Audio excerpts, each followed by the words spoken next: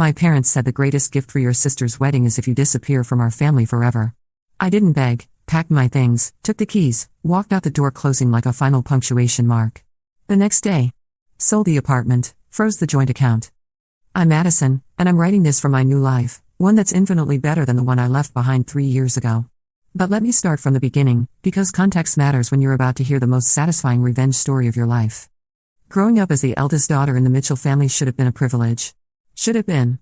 Instead, it was 26 years of watching my younger sister Brittany get handed everything on a silver platter while I worked my ass off for every scrap of recognition.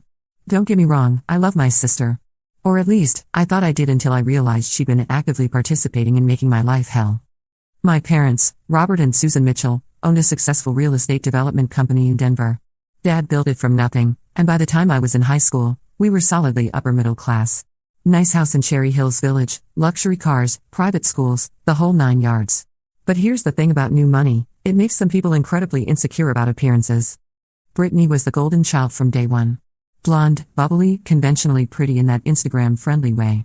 She played tennis, joined sorority life at CU Boulder, and had a string of boyfriends who looked like they stepped out of a Ralph Lauren catalog. She was everything my parents wanted in a daughter, easy, uncomplicated, and most importantly, she never questioned anything they said. Me? I was the problem child, apparently. I had the audacity to be brunette in a family of blondes. I studied engineering at Colorado State instead of getting a more feminine degree. I asked uncomfortable questions about the family business. I dated guys my parents didn't approve of, usually because they weren't from the right families or didn't have enough money. I was ambitious, outspoken, and worst of all, I was financially independent. See, while Brittany was spending her college years partying and finding herself, I was working. I had internships every summer, graduated summa cum laude, and landed a killer job at a tech company in downtown Denver straight out of college. By 23, I was making 6 figures and had started investing in real estate on my own. I bought a small apartment building in an up-and-coming neighborhood and was renovating it myself on weekends. This should have made my parents proud, right? Wrong. My success was somehow threatening to them. It highlighted how much money they'd wasted on Brittany's education and lifestyle. It made uncomfortable comparisons inevitable. And worst of all, it gave me independence, something they absolutely could not stand. The family dynamics really started deteriorating when I turned 25. That's when my parents started making passive-aggressive comments about my lifestyle choices. Why wasn't I married yet? When was I going to give them grandchildren? Why couldn't I be more like Brittany, who had just gotten engaged to Chad? Yes, his actual name was Chad, a trust fund baby whose father owned a chain of car dealerships. Chad was fine, I guess. Bland as unsalted crackers and about as intellectually stimulating as watching paint dry, but he made Brittany happy. He had the right pedigree. More importantly, he worshipped the ground she walked on and never challenged anyone about anything. He was the perfect son-in-law for parents who valued conformity above all else. The engagement party was where things really started going south. It was this massive affair at the country club, easily a $30,000 party for an engagement, mind you. I showed up in a perfectly appropriate navy dress, brought an expensive gift, and tried to be the supportive big sister. But nothing I did was right. Madison, why didn't you wear something more colorful? You look like you're going to a funeral. Madison, you need to be more sociable. Go talk to Chad's family. Madison, when are we going to plan an engagement party for you? You're not getting any younger. The final straw came when my aunt pulled me aside and said, with this pitying look, your parents are so worried about you, honey. They just want you to be settled and happy like Brittany. Settled. Like being successful and independent was somehow unsettled. Like my life was incomplete because I didn't have a Chad of my own. But I bit my tongue because it was Brittany's night. I smiled, I played the role, and I went home to my beautiful apartment with my amazing view and my growing bank account, and I told myself that family was family and things would get better. They didn't get better. The wedding planning was 18 months of pure hell. Every single decision had to revolve around what Brittany wanted, which I understood, it was her wedding. But somehow, my very existence became a problem that needed to be managed. I was asked to be a bridesmaid, which should have been an honor. Instead, it became a new avenue for control and criticism. The dress Brittany picked was, admittedly, hideous. It was this pale pink monstrosity that washed out everyone except blondes. When I suggested maybe we could look at other options, I was told I was being difficult and unsupportive. It's not about you, Madison, Mom said with that particular tone she'd perfected over the years. Can't you just be happy for your sister? Then came the bachelorette party planning. Brittany wanted to go to Napa Valley for a long weekend. The budget for this extravaganza? $3,000 per person. When I suggested maybe we could do something a little more reasonable, maybe a nice spa weekend in Vail, I was told that I was being cheap and ruining Brittany's dreams. If you can't afford it, Just say so, Brittany said with a sweet smile that didn't reach her eyes. I'm sure the other girls will understand. The thing is, I could afford it. I could have afforded 10 Napa weekends. But the principle of spending $3,000 on a bachelorette party when some of the other bridesmaids were struggling financially just seemed wrong to me. But I paid up because, once again, it was easier than fighting. Then came the wedding shower, where I was expected to help coordinate and pay for, despite the fact that Mom and Susan, Chad's mom, were supposedly handling everything. Every week there was a new expense, a new expectation, a new way that I was failing to live up to their standards. The breaking point started building about 2 months before the wedding. I was at my parents' house for Sunday dinner, a command performance I'd been attending religiously since moving back to Denver, when Dad brought up the Madison situation. We need to talk about your attitude, he said, setting down his fork with that serious expression he used when discussing business deals. Your mother and I have been getting feedback from people about your behavior at wedding events. Feedback? Like I was an employee being reviewed. What kind of feedback? I asked, genuinely confused. I had been nothing but supportive, despite my private reservations about the expense and drama. You seem reluctant, Mom chimed in. People notice when you're not enthusiastic. It reflects poorly on our family. I'm enthusiastic, I said. I've participated in every event, paid for everything I've been asked to pay for, and I've never said a negative word about any of it. It's not what you say, Brittany said, speaking up for the first time. It's your energy. You bring this negative vibe to everything. Like you think you're better than all of us. This was rich coming from someone whose biggest accomplishment was getting engaged to a trust fund baby, but I kept that thought to myself. I don't think I'm better than anyone, I said carefully. If I've given that impression, it wasn't intentional. The thing is, Dad continued, this wedding is really important to our family. It's a big social event, and a lot of important people will be there. We can't afford to have any complications. Complications. That's what I was to them. A complication. What are you asking me to do, exactly? I said. The three of them exchanged looks. Mom cleared her throat. We think it might be best if you toned down your presence. Maybe participated less visibly in the actual ceremony. You want me to step down from being a bridesmaid? Not step down exactly, Brittany said quickly. Maybe just, I don't know, do a reading instead? Or help coordinate behind the scenes? What they were really asking was for me to make myself smaller, less noticeable, so I wouldn't overshadow Brittany's big day with my problematic existence.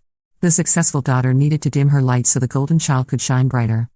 I agreed, because I'm an idiot who still believed that family came first. But it didn't stop there. Over the next month, I was systematically removed from every visible role in the wedding. No bridesmaid duties. No reading. No special seating. I was relegated to general family and told that I could help out behind the scenes if I wanted to feel involved. The final insult came 2 weeks before the wedding. I was at my apartment, working on a presentation for a huge client meeting, when my phone rang. It was Mom. Madison, we need to talk. Can you come over? Something in her tone made my stomach drop, but I said yes because I always said yes. I drove to their house in Cherry Hills Village, the house I'd grown up in, the one that used to feel like home but had increasingly felt like enemy territory. Both of my parents were waiting in the living room, sitting in those formal chairs they only used for serious conversations. Sit down, honey, Mom said, and the endearment sounded forced. I sat on the couch across from them, feeling like I was about to be fired from a job I didn't even know I had. Madison, Dad started, your mother and I have been doing a lot of thinking about the wedding and about our family dynamic in general. Okay, I said carefully. The thing is, Mom continued, we love you, but we think maybe you need some time to figure things out. Find your place in this family. I don't understand. Dad leaned forward. The wedding is really important to Brittany, and to us. It's her special day, and she deserves to have everything perfect. I agree, I said. I've been trying to be as supportive as possible. That's just it, Mom said. Even when you're trying to be supportive, there's this tension. This undercurrent of judgment. I haven't been judging anyone. It's not intentional, Dad said. But your very presence seems to create complications.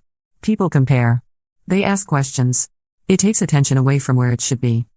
I stared at them, trying to process what they were saying. Are you uninviting me from the wedding? They looked at each other. Mom cleared her throat.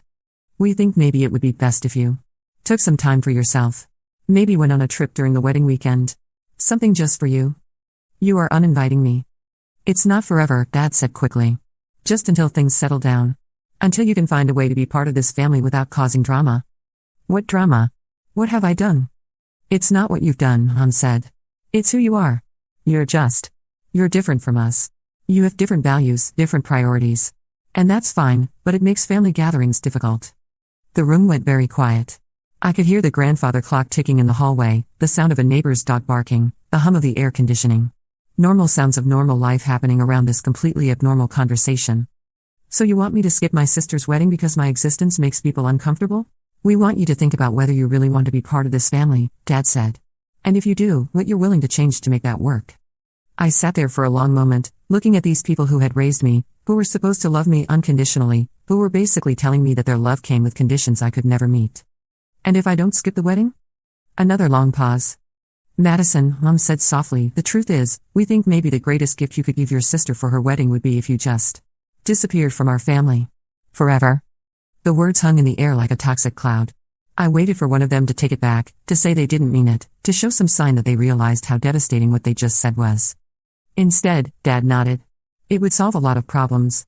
I looked at my mother, the woman who had given birth to me, raised me, supposedly loved me. She couldn't meet my eyes. So that's it? I said. 26 years of being your daughter, and you want me to just disappear? You could stay in touch, Mom said weakly. Maybe we could have lunch occasionally.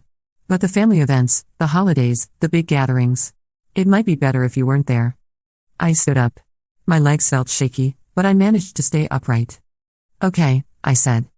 They both looked surprised, like they'd expected me to fight or beg or promise to change. Okay? Dad repeated. Okay. I'll disappear. I walked out of that living room, through the foyer with its ridiculous chandelier and marble floors, past the family photos that prominently featured Brittany and barely included me, and out the front door. I didn't slam it. I didn't make a scene. I just closed it quietly behind me, like a final punctuation mark on the sentence of my relationship with the Mitchell family. I sat in my car in their circular driveway for about 10 minutes, trying to wrap my head around what had just happened. Then I drove home to my apartment, poured myself a very large glass of wine, and started making a list. See, here's what my parents didn't know about me. When I'm hurt, I don't get sad. I get methodical. They wanted me to disappear? Fine. I would disappear. But I was going to do it in a way that left a mark. The first thing I did was call my lawyer. Yes, I had a lawyer. When you own rental properties and run a business, you need legal counsel.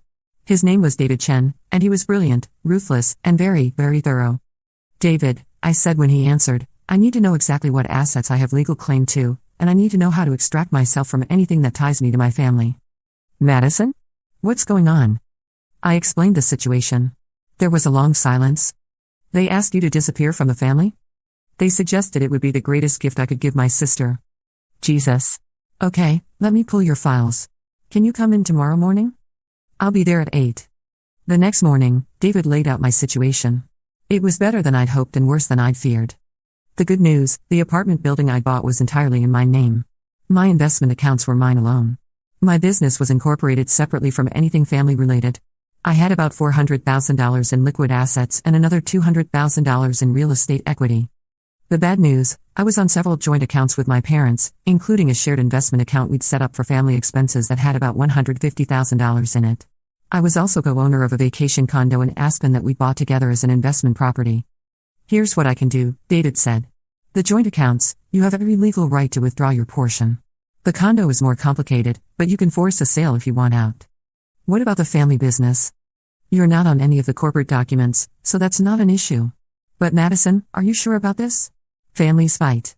This could blow over. I thought about my parents' faces when they told me the greatest gift I could give my sister was to disappear forever. No, I said. It won't blow over. They meant it. Okay then. Let's make sure you're protected. By noon, I had withdrawn my portion of every joint account I shared with my parents. That came to about $75,000, apparently I'd been contributing more than they had been. I also initiated the legal process to force the sale of the Aspen condo. But that was just the beginning. You see, while I'd been busy being the responsible daughter, I'd also been paying attention to the family business. Dad had always been loose with information around me, probably because he figured I was family and it didn't matter. Over the years, I'd picked up quite a bit of knowledge about their operations, their clients, and their business practices. Some of what I knew was concerning. The Mitchell Development Company had been cutting corners on some of their recent projects. Not enough to be obviously illegal, but enough to be ethically questionable and potentially problematic if the right person asked the right questions. There were issues with permit applications, problems with subcontractor payments, and at least 3 projects where the environmental impact assessment seemed optimistic. I made copies of everything I had access to, emails, documents, financial records. All obtained legally, since I had been included on family business discussions for years and had legitimate access to shared family files. Then I started making phone calls. The first call was to the Denver Building Department. I had questions about permit processes and whether certain recent projects had been properly approved. The second call was to the Colorado Department of Public Health and Environment. I had concerns about potential environmental issues at a development site. The third call was to the Better Business Bureau. I had information about potential issues with subcontractor payments. I wasn't making accusations. I was just asking questions and sharing information that someone might want to look into. As a concerned citizen, of course. But that still wasn't enough. Remember how I mentioned I work in tech? Well, my company specializes in data analysis and digital marketing. I'm very, very good at research, and I have access to some powerful tools for finding information online. I spent the next week doing the most thorough background research of my life. I looked into Chad's family business, their social media presence, their financial history, their legal history. I researched the guest list for the wedding, all those important people my parents were so worried about impressing. What I found was interesting. Chad's family car dealership empire was not as successful as they liked to pretend. They'd had several lawsuits over the past few years, mostly related to fraudulent sales practices and undisclosed vehicle problems. Chad himself had a DUI from college that had been sealed but was still findable if you knew where to look. His Instagram was a treasure trove of questionable decisions and entitled behavior. More importantly, several of the important people on the wedding guest list were people I recognized from my professional network, including 2 potential clients my own company had been courting. This gave me an idea. I started a blog. Anonymous, untraceable, professionally designed. I called it Denver's Social Truth and positioned it as an insider's guide to the real stories behind Denver's social scene. I made it look legitimate, professional, well-researched. Then I started posting. The first few posts were general interest items about social events around the city, complete with photos and insider details that made it clear the author was well-connected. Nothing controversial, just interesting gossip that people would want to read and share. Once I had a small but growing readership, I started posting more substantial content. Like a deep dive into the car dealership industry in Colorado and the legal troubles that had plagued several major dealerships. I didn't mention Chad's family specifically, but anyone who knew the industry would recognize the details. Like an analysis of building permit irregularities in several recent Denver development projects. Again, no direct accusations, just public information presented in a way that raised questions. Like a profile of social media behavior among Denver's young socialites, complete with screenshots of particularly entitled or problematic posts. Chad's Instagram featured heavily, though I never used his full name. The blog started gaining traction. People were sharing posts, discussing them, using the information in their own social circles. I had created a whisper campaign that was spreading organically through exactly the social network my parents were so desperate to impress. But I still wasn't done. The wedding was now 3 days away, and I hadn't heard from my family since that conversation in their living room. No phone calls, no texts, nothing. They were proceeding as if I had never existed, exactly like they wanted. So I decided to make sure I really didn't exist for them anymore. I put my apartment building on the market. In Denver's hot real estate market, it sold in 2 days for $50,000 over asking price to a cash buyer. I liquidated my investment accounts and moved everything to a new bank. I incorporated a new business entity and transferred all of my professional contracts to it. I hired a moving company and had all of my belongings packed and shipped to a storage facility in Austin, Texas. Then I bought a plane ticket. Austin wasn't random. I'd been offered a job there 6 months earlier, head of product development for a rapidly growing tech startup.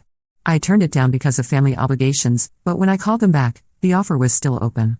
In fact, they were thrilled to have me and were willing to bump up both the salary and the equity package. On Friday afternoon, the day before Brittany's wedding, I was on a plane to Texas. I didn't tell anyone I was leaving. I didn't send goodbye texts or leave forwarding addresses. I just disappeared, exactly like they'd asked. But I left a few surprises behind. The first surprise was the forced sale of the Aspen condo. Since I was a co-owner, I had the legal right to force the sale even if my parents objected. The property sold quickly, and my parents received a check for their portion minus my legal fees. They also received a certified letter explaining that I was withdrawing from all shared financial obligations, effective immediately. The second surprise came on Saturday morning, the day of the wedding. That's when the Denver Building Department showed up at 2 different Mitchell development construction sites for surprise inspections based on anonymous tips about potential permit violations. That's when the Colorado Department of Public Health and Environment began an investigation into potential environmental issues at a third site. That's when several subcontractors who hadn't been fully paid for previous jobs suddenly decided to file liens against Mitchell development properties. And that's when the latest post on Denver's Social Truth went live, The Real Cost of Social Climbing, a look at this weekend's most expensive wedding. The post was a detailed breakdown of the wedding expenses, sourced from social media posts, vendor websites, and public information. It calculated the total cost at around $300,000 for a single day, discussed the environmental impact of flying in flowers from Ecuador and flying guests in from various cities, and raised questions about the financial priorities of families who spent more on one party than most people made in 5 years while their businesses allegedly had outstanding debts to working-class contractors. Again, I didn't name anyone directly. I didn't have to. Anyone who knew about the wedding would recognize it immediately. The post went viral within hours. It was shared thousands of times across social media, picked up by local news blogs, and became the talk of Denver's social media. But I wasn't there to see any of it. I was in Austin, signing a lease on a beautiful apartment with a view of Lady Bird Lake, meeting my new colleagues, and starting the process of building a life that was entirely my own. The calls started on Sunday. First Mom, then Dad, then Brittany. Dozens of calls, voicemails, texts. I listened to exactly one voicemail from each of them, just to confirm they were as panicked and angry as I'd hoped, then I blocked all of their numbers. But before I blocked them completely, I decided to have a little more fun with the situation. You see, I had also set up Google Alerts for the family business, their names and various keywords related to the wedding in the blog. So I was getting real-time updates on exactly how spectacularly everything was falling apart. The wedding reception had apparently been a disaster. According to several social media posts from guests, which I screenshot for posterity, people were talking more about the blog post than the actual ceremony. Multiple guests had left early, claiming sudden illnesses or family emergencies. The band had even asked if they wanted to cut the reception short since the dance floor was practically empty by 9 p.m. One particularly juicy detail came from a Facebook post by one of Brittany's sorority sisters, who wrote, "Beautiful ceremony but such a weird vibe at the reception. Everyone was on their phones reading some blog about wedding costs. Made everything feel super awkward. Hope B and C are okay." The post had dozens of comments from other guests basically confirming that the whole event had been a social disaster. Even better, the blog post had caught the attention of a local news station. Channel 9 News had done a segment about wedding inflation and social media pressure, using my anonymous post as a jumping-off point. They interviewed financial experts about the rising costs of weddings and whether social media was creating unrealistic expectations. While they didn't name my family specifically, anyone who had been at the wedding or knew about it would have recognized the details. The story got picked up by other outlets, including a national personal finance blog with millions of readers. My little anonymous post about one ridiculous wedding had somehow become part of a larger cultural conversation about wealth inequality and social media pressure. Meanwhile, the business investigations were moving faster than I had expected. It turns out that when you give government agencies specific information about where to look, they're surprisingly efficient. The building department had found not just permit violations, but also safety issues that required immediate attention. 2 construction sites were completely shut down, with big red stop work signs that were visible from the street. I found out about this because one of my former colleagues from Denver posted a photo on LinkedIn with a caption interesting to see what happens when corners get cut in construction. Safety first, always. The photo clearly showed one of my family's development sites with a stop work order prominently displayed. The environmental investigation was also moving quickly. They had found soil contamination that appeared to predate my family's involvement, but their environmental impact assessment had failed to identify it properly.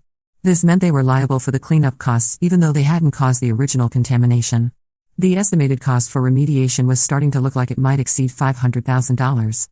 But the most satisfying development was watching Chad's family's business implode in real time. The renewed scrutiny of their car dealership practices had led to a full state investigation. It turned out that the sealed DUI I had found was just the tip of the iceberg. Chad had multiple legal issues that his family had been covering up, and several former employees were now coming forward with stories about fraudulent sales practices and financial irregularities. Chad's father had issued a public statement trying to distance the family from any wrongdoing, but it was too little, too late. 3 major manufacturers had already suspended their franchise agreements pending the investigation. The family's entire business empire was crumbling, and Chad was looking at potential criminal charges. This meant that not only had my family lost their social standing, but their daughter's high-profile engagement had connected them to an even bigger scandal. The wedding that was supposed to elevate their status had instead made them guilty by association with a family under criminal investigation. I was getting all of this information from my comfortable new apartment in Austin, where I was spending my evenings learning to salsa dance and my weekends exploring food trucks and live music venues. The contrast between their chaos and my peace was absolutely delicious. Mom's voicemail: "Madison, what have you done? The building department is shutting down 2 of our job sites. People are asking questions about the blog. Call me immediately." Dad's voicemail: "This is unacceptable. I don't know what you think you're proving, but you're destroying this family. You need to fix this right now." Brittany's voicemail: "I can't believe you would do this to me on my wedding day. Everyone is talking about the blog instead of my wedding. You ruined everything, and I will never forgive you. Perfect. They were finally understanding what it felt like to have someone's very existence complicate their lives. But the real satisfaction came over the next few weeks, as I watched the consequences unfold for my new life in Austin. The building department investigations found several serious permit violations. Mitchell Development was fined $50,000 and required to halt construction on 2 major projects until the issues were resolved. The delays cost them hundreds of thousands of dollars and damaged their reputation with investors. The environmental investigation found contamination issues that required expensive remediation. Another $200,000 in unexpected costs. The subcontractor liens froze access to several of their business accounts and prevented them from taking out loans for new projects. But the social consequences were even more severe. The wedding, which was supposed to be their triumphant social debut, became known as that wedding from the blog. People who attended were embarrassed to have been associated with such an ostentatious display, especially once the family's business problems became public knowledge. Chad's family's car dealership came under renewed scrutiny after the blog posts, leading to additional investigations and lawsuits. The engagement lasted another 2 months before Chad decided he couldn't handle being associated with the Mitchell family drama. He broke up with Brittany via text message while she was at a spa in Scottsdale, trying to recover from the wedding stress. My parents' social standing in Denver never recovered. They became known as the family who spent $300,000 on a wedding while stiffing their contractors and cutting corners on building safety. Several of their country club friends stopped returning calls. Mom was quietly asked to step down from the charity board she'd been so proud of joining. Meanwhile, I was thriving in Austin. My new job was challenging and rewarding, my colleagues were brilliant and supportive, and I was making more money than I'd ever dreamed of. I bought a beautiful house in South Austin, joined a hiking club, started dating a wonderful guy named Marcus who was a professor at UT and thought my ambition was sexy rather than threatening.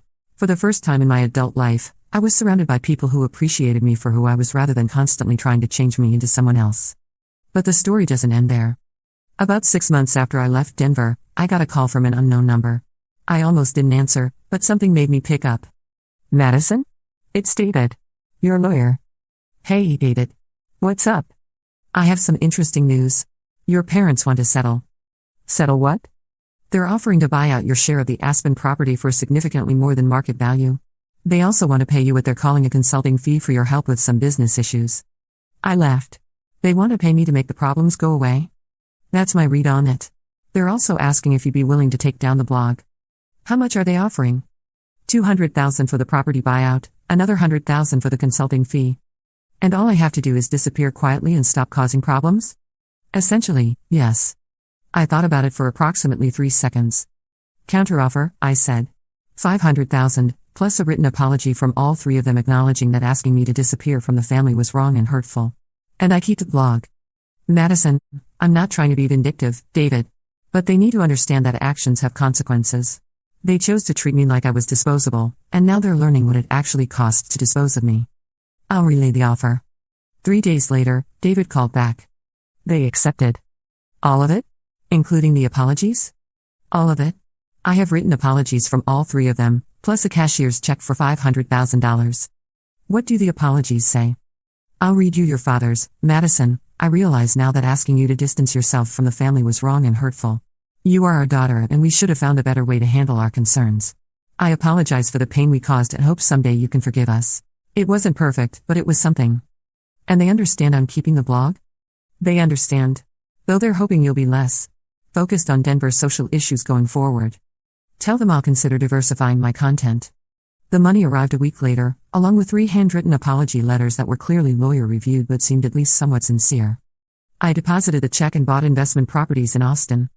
I didn't shut down the blog, but I did start covering social issues in other cities. Denver's Social Truth became simply Social Truth, and it developed a national following. I never posted about my family again, but the original post stayed up as a reminder. And that brings us to today, 3 years later. I'm 30 years old, I own 3 rental properties in Austin, I'm about to be promoted to VP at my company, and I'm engaged to Marcus, who proposed at the top of Mount Bonnell with a ring he designed himself and a speech about how much he admired my independence and strength. Last month, I got a wedding invitation in the mail. Brittany was getting married again, this time to someone named Tyler who worked in finance and seemed like a significant upgrade from Chad in the personality department. The invitation was addressed to Ms. Madison Mitchell at my Austin address. I realized they must have hired a skip tracing service or private investigator to find my current address, since I hadn't exactly left a forwarding address when I disappeared. I stared at that invitation for a long time, thinking about what it represented. An olive branch. An acknowledgement that I existed. An admission that maybe they wanted me back in their lives. I RSVP'd no with a polite note wishing Brittany happiness in her marriage. Because here's the thing I learned from all of this, sometimes the greatest gift you can give yourself is the freedom to walk away from people who don't value you, even if those people are family. My parents asked me to disappear, and I did. But I disappeared into a life that was infinitely better than the one I left behind. I found my chosen family, Marcus, my colleagues, my friends in Austin, people who celebrate my successes instead of seeing them as problems to be managed. Sometimes I wonder if they understand the irony. They wanted me to disappear so I wouldn't complicate their perfect family image.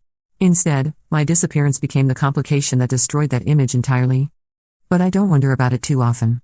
I'm too busy living my actual life to spend much time thinking about the life they tried to force me to live. The Mitchell family wanted me gone, and they got their wish. What they didn't expect was that I'd be better off without them than they were without me. And that, Reddit, is the most satisfying revenge of all, living well. Update: a few people have asked what happened to the family business and whether my parents learned anything from this experience. Mitchell Development Company never fully recovered from the investigations and bad publicity. They had to scale way back, let go of most of their employees, and Dad eventually sold what was left of the business to a larger company. He and Mom moved to a smaller house and a quieter lifestyle. Based on social media, which I definitely don't check regularly, I swear, they seem to have learned to live more modestly and maybe appreciate what they have instead of constantly chasing status. Brittany's second wedding was a small, intimate affair at a local venue. No destination flowers, no $300,000 budget, no social media spectacle. From the photos I may have accidentally seen when Googling something completely unrelated, it looked lovely and personal and much more like something she would actually enjoy rather than something designed to impress other people. I heard through mutual acquaintances, Denver isn't that big a city, that they speak about me sometimes, usually when someone asks about their other daughter. Mom apparently says I'm doing well in Texas and changes the subject. Dad tells people I work in tech and lets it at that. Brittany, according to one friend who knew us both, said she hopes Madison is happy but doesn't elaborate. It's not the relationship I would have chosen, but it's honest in a way our family dynamics never were before. They know I exist, they know I'm successful and happy, and they know that the door they asked me to walk through only swings one way. Sometimes the best revenge really is just living your best life and letting other people live with the consequences of their choices.